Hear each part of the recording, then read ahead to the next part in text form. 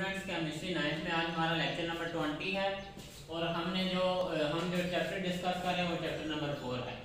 Chapter number 4 में हम जो कोवलेंट बॉन्ड की डिफरेंट टाइप्स हैं उनको हमने डिस्कस किया पहले। उसके बाद हमने डिस्कस किया कि कैसे जो हर कोवलेंट बॉन्ड है उसकी फॉर्मेशन कैसे होती है।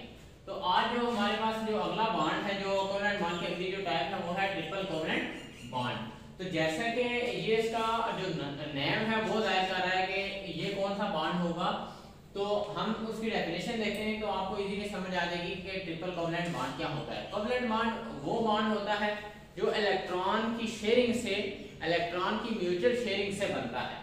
तो हमारे पास ट्रिपल कोवलेंट बॉन्ड क्या होता है? The bond which is formed by mutual sharing of 3 pairs of electron. कि हमारे पास वो कोवलेंट बॉन्ड जिसके अंदर जो इलेक्ट्रॉन के पेयर हैं वो कितने हों, 3 इलेक्ट्रॉन के पेयर शेयर हों, उस कोवलेंट बॉन्ड को हम क्या कहते हैं? ट्रिपल कोवलेंट बॉन्ड कहते हैं। Which is formed by mutual sharing of 3 pair of electron. 3 pairs of electron, electron के 3 जोड़े, 3 पेयर जिस बॉन्ड में हमारे पास शेयर हों उस बॉन्ड को हम क्या कहते हैं? Is called triple covalent bond. ये सिर्फ डिफरेंस है कि जो डबल कोवलेंट बॉन्ड है उसमें 2 इलेक्ट्रॉन के पेयर और ट्रिपल में 3 इलेक्ट्रॉन के पेयर। इसे ट्रिपल कोवलेंट बॉन्ड भी कहते हैं या फिर इसका जो दूसरा नाम है वो क्या है? Triple bond. इसे सिंपली क्या कहते हैं? ट्रिपल बॉन्ड भी कहते हैं। अब उसके बाद जो आगे इसकी हमने देखना ये है कि इसको रिप्रेजेंट कैसे किया जाता है, इसको हम डिनोट, इसको हम जाहिर कैसे करते हैं। तो हमारे पास जो 3 हॉरिजॉन्टल लाइंस हैं, हमारे पास जो 3 सीधी लाइंस हैं वो रिप्रेजेंट करती हैं किसको? ट्रिपल कोवलेंट बॉन्ड को। हमारे पास जब 2 एटम्स के दरमियान ये 3 हॉरिजॉन्टल लाइंस दी हुई, इसका मतलब ये है कि उन एटम्स के दरमियान जो फॉर्मेशन हुई है बॉन्ड की वो कौन सा है? Triple covalent bond. अब उसके बाद हम ये देखते हैं कि कैसे हमारे पास जो बॉन्ड की फॉर्मेशन होती है किसी भी बॉन्ड की और कौन कौन से एग्जांपल्स हैं उस बॉन्ड की। तो हमारे पास जो ट्रिपल कोवलेंट बॉन्ड के एग्जांपल है, एक है हमारे पास जो नाइट्रोजन मॉलिक्यूल है N2, उसकी जो फॉर्मेशन है N2 है, जो उसके अंदर जो फॉर्मेशन उसकी होती है वो ट्रिपल कोवलेंट बॉन्ड की फॉर्मेशन होती है। और इसी तरह हमारे पास जो दूसरा बॉन्ड है वो क्या है? एसिटाइलिन। इसके अंदर भी जो बॉन्ड फॉर्मेशन होती है वो किसकी होती है? ट्रिपल कोवलेंट बॉन्ड की। अब यहाँ पर आपने जो एग्जांपल डिस्कस की गई है वो की गई है नाइट्रोजन की। अब सबसे पहले हम जब किसी भी एटम की जो फॉर्मेशन देखते हैं, किसी भी मॉलिक्यूल की फॉर्मेशन देखते हैं, किसी भी बॉन्ड की फॉर्मेशन देखते हैं, तो हम सबसे पहले उसकी जो इलेक्ट्रॉनिक कॉन्फ़िगरेशन है उसे चेक करते हैं। तो हमारे पास जो इलेक्ट्रॉनिक कॉन्फ़िगरेशन है यहाँ पर जो नाइट्रोजन की वो क्या है? 7 इसका एटॉमिक नंबर है। तो पहले शेल में इसके 2 इलेक्ट्रॉन और दूसरी शेल में इसके 5 इलेक्ट्रॉन हैं। इसका मतलब ये है कि नाइट्रोजन को अपना दूसरा शेल कंप्लीट करने के लिए मजीद 3 इलेक्ट्रॉन की जरूरत है। हमें पता है दूसरी शेल में 8 इलेक्ट्रॉन हो तो वो शेल क्या हो जाता है? कंप्लीट हो जाता है। अगर इसके ये 3 इलेक्ट्रॉन एक्वायर करता है, हासिल करता है, ये शेयर करता है किसी भी दूसरे एटम के साथ, तो इसका मतलब यह है कि इसका वैलेंस शेल क्या हो जाता है? कंप्लीट हो जाता है। अब नाइट्रोजन क्या करता है? अपना जो इसी तरह का दूसरा जो हमारे पास नाइट्रोजन एटम है उसके साथ बॉन्ड की फॉर्मेशन करता है, उसके साथ कोवलेंट बॉन्ड बनाता है। यहाँ पर हमने ये एक नाइट्रोजन एटम लिखा है, इसमें जो हमने इनके वैलेंस शेल के इलेक्ट्रॉन हैं, जो लास्ट शेल के इलेक्ट्रॉन हैं वो हमने लिखे हुए हैं। हमें पता है कि नाइट्रोजन के वैलेंस शेल में 5 इलेक्ट्रॉन हैं। इसी तरह हमारे पास ये दूसरा नाइट्रोजन है, इसके इलेक्ट्रॉन हैं जिनको हमने क्रॉस से डिनोट किया हुआ है, जाहिर किया हुआ है। और ये दूसरे नाइट्रोजन के भी वैलेंस शेल में कितने हैं? 5 इलेक्ट्रॉन हैं। एक बात आपने ये याद रखनी है कि जो दोनों नाइट्रोजन एटम के इलेक्ट्रॉन हैं उनकी जो हमारे पास जो रिजम्बलेंस है, जो शेप है वो क्या है? एक जैसी है। यहाँ पर डॉट एंड क्रॉस से जाहिर करने का मतलब ये है कि दोनों के दरमियान फर्क वाज़ेह रहे। तो दोनों के दरमियान फर्क वाज़ेह करने के लिए इनको डॉट और इनको क्रॉस से जाहिर किया गया है। अब हमारे पास क्या होगा कि ये नाइट्रोजन के ये जो 3 इलेक्ट्रॉन हैं और ये जो 3 इलेक्ट्रॉन ये क्या होंगे? आपस में शेयर होंगे। 3 इस नाइट्रोजन के इलेक्ट्रॉन ये शेयरिंग में अपना हिस्सा डालेगा और ये नाइट्रोजन भी अपने 3 इलेक्ट्रॉन का शेयरिंग में हिस्सा डालेगा। तो दोनों क्या करेंगे? अपने 3-3 इलेक्ट्रॉन शेयर करेंगे। तो देखें यहाँ पर दोनों ने अपने 3-3 इलेक्ट्रॉन शेयर किए, तो हमारे पास जो टोटल इलेक्ट्रॉन के पेयर शेयर हुए वो कितने हुए?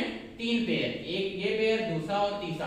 टोटल 3 इलेक्ट्रॉन के पेयर दोनों नाइट्रोजन के दरमियान शेयर हुए हैं।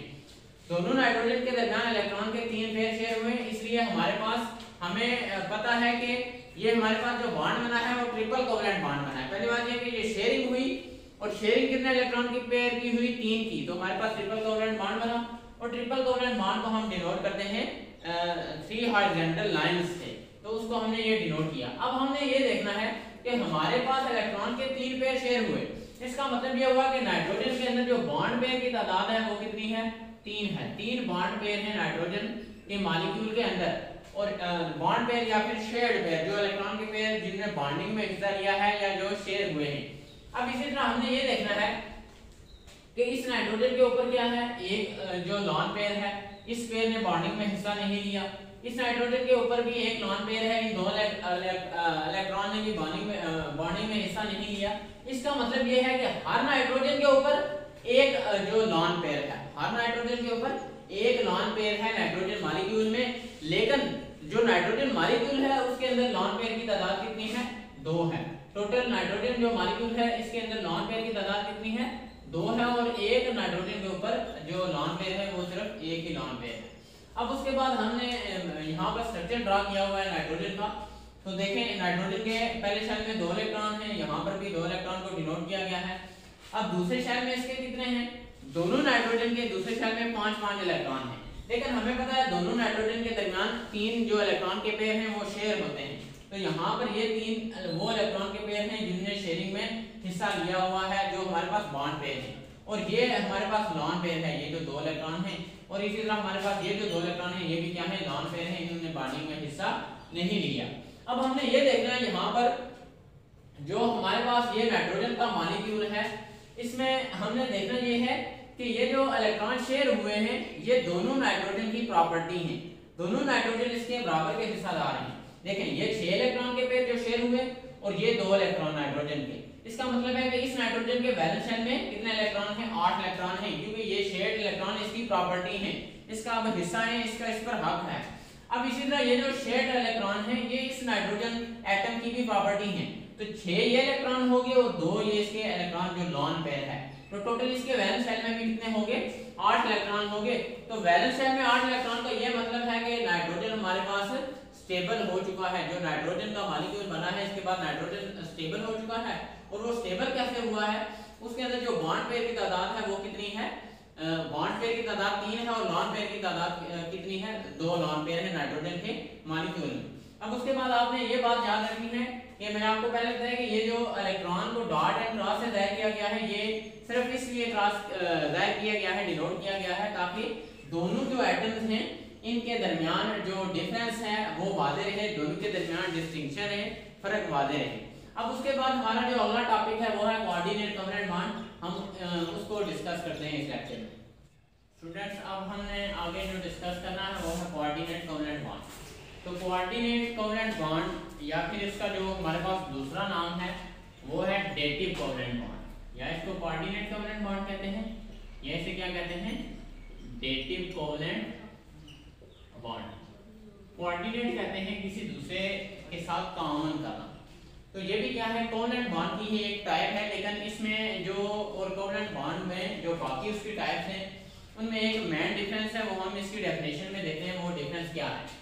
It is a covalent bond, ये ऐसा कोवेलेंट बॉन्ड है व्हिच इज फॉर्म्ड, जो बनता है when the shared pair electron, ये इलेक्ट्रॉन का वो पेयर जो शेयर होता है is provided by only one of the combining atom, कि जो 2 एटम आपस में जो बॉन्डिंग कर रहे हैं, जो आपस में जुड़ रहे हैं, जो बॉन्डिंग करके नया मॉलिक्यूल बना रहे हैं, उन दोनों एटम्स में से जब एक ही जो एटम है वो क्या करता है, शेयर्ड पेयर का इलेक्ट्रॉन है वो देता है, वो प्रोवाइड करता है, उस वक्त जो हमारे पास जो बॉन्ड बनता है वो कौन सा बनता है, कोऑर्डिनेट कोवेलेंट बॉन्ड।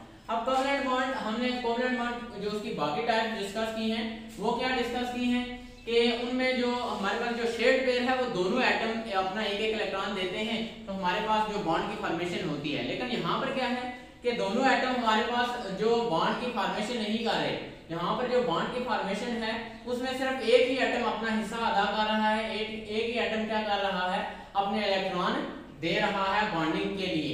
अब उसके बाद हमारे पास एक जो इसके अंदर जो खास बात वो ये है कि यहाँ पर जो एटम क्या करता है, जो इलेक्ट्रॉन देता है, द एटम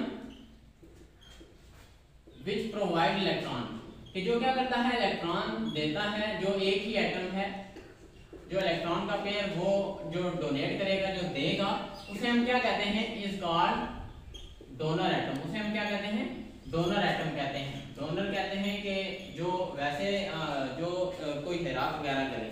तो डोनर का ये मतलब है कि ये क्या कर रहे हैं, एटम इलेक्ट्रॉन प्रोवाइड कर रहे हैं, इसलिए हम उनको क्या कहते हैं, डोनर एटम कहते हैं। अब इसी तरह हमारे पास जो दूसरा जो एटम है जो क्या कर रहा है, इलेक्ट्रॉन को हासिल कर रहा है। The atom which accept electron, जो क्या कर रहा है, इलेक्ट्रॉन को एक्सेप्ट कर रहा है, इज कॉल्ड एक्सेप्टर एटम। उसे हम क्या कहते हैं, एक्सेप्टर एटम कहते हैं। हमारे पास क्या हुआ कि यहाँ पर पहले जो कोवेलेंट बॉन्ड की टाइप्स हमने डिस्कस की, उनमें दोनों एटम ने अपना एक इलेक्ट्रॉन दिया या एक से ज्यादा इलेक्ट्रॉन दिए, लेकिन दोनों का 50-50 जो शेयर था उसका।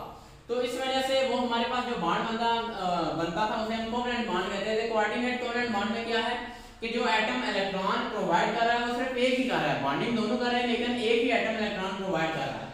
अब इसके बाद हमने ये देखा कि वो जो एक एटम इलेक्ट्रॉन प्रोवाइड करता है उसे हम क्या कहते हैं, डोनर एटम कहते हैं। और इसी तरह हमारे पास जो एटम क्या कर रहा है, इलेक्ट्रॉन हासिल कर रहा है, उसे हम क्या कहते हैं, एक्सेप्टर एटम कहते हैं।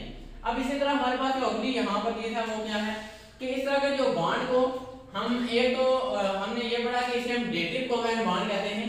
इस तरह के बॉन्ड को हम सिर्फ डेटिव बॉन्ड भी कह सकते हैं। जैसे हम डबल कोवेलेंट बॉन्ड को सिर्फ डबल बॉन्ड कहते हैं, ट्रिपल को सिर्फ कोवेलेंट बॉन्ड को सिर्फ ट्रिपल बॉन्ड कहते हैं। इसी तरह हमारे पास जो डेटिव कोवेलेंट बॉन्ड है इसे हम क्या कहते हैं, डेटिव बॉन्ड भी कहते हैं।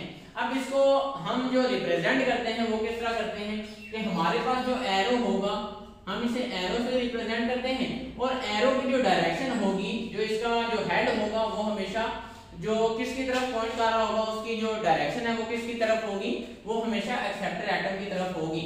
एरो की जो हमारे पास जो उसका हेड है वो हमेशा किसकी तरफ होगा, एक्सेप्टर एटम की तरफ होगा, उस एटम की तरफ जिसने इलेक्ट्रॉन को एक्सेप्ट किया है। और डोनर एटम की तरफ इसकी क्या होगी, टेल होगी। तो ये हमारा जो हमने जो टॉपिक डिस्कस किया, पहले हमने डिस्कस किया ट्रिपल कोवेलेंट बॉन्ड, उसके बाद कोऑर्डिनेट कोवेलेंट बॉन्ड। हमने इसमें ये देखा कोऑर्डिनेट कोवेलेंट बॉन्ड ऐसा कोवेलेंट बॉन्ड होता है, कोवेलेंट बॉन्ड ठीक है एक आप टाइप इसे कह सकते हैं, जिसमें क्या होता है कि जो शेड पेयर है इलेक्ट्रॉन का वो सिर्फ एक ही एटम देता है, दूसरा एटम वो इलेक्ट्रॉन का पेयर नहीं देता। और जो इलेक्ट्रॉन का पेयर देता है उसे हम क्या कहते हैं, डोनर एटम कहते हैं। और इसी तरह जो इलेक्ट्रॉन का पेयर क्या करता है, हासिल करता है, उसे हम एक्सेप्टर एटम कहते हैं। और इस बॉन्ड को जो इसका दूसरा नाम है, बल्कि जो इसका तीसरा नाम है वो क्या है, डेटिव बॉन्ड भी है। और इसी तरह हमारे पास जो इसको हम रिप्रेजेंट करते हैं वो एक एरो से करते हैं, और उस एरो का जो हेड है वो हमेशा किसकी तरफ होता है, एक्सेप्टर एटम की तरफ। इसको हम इंशाल्लाह मज़ीद डिस्कस करेंगे अगले लेक्चर में, जिसमें हम जो फॉर्मेशन है, जो फॉर्मेशन की एग्जांपल है कोऑर्डिनेट कोवेलेंट बॉन्ड की, उनको हम देखेंगे। तब तक के लिए इजाजत दीजिए, अल्लाह हाफ़िज़।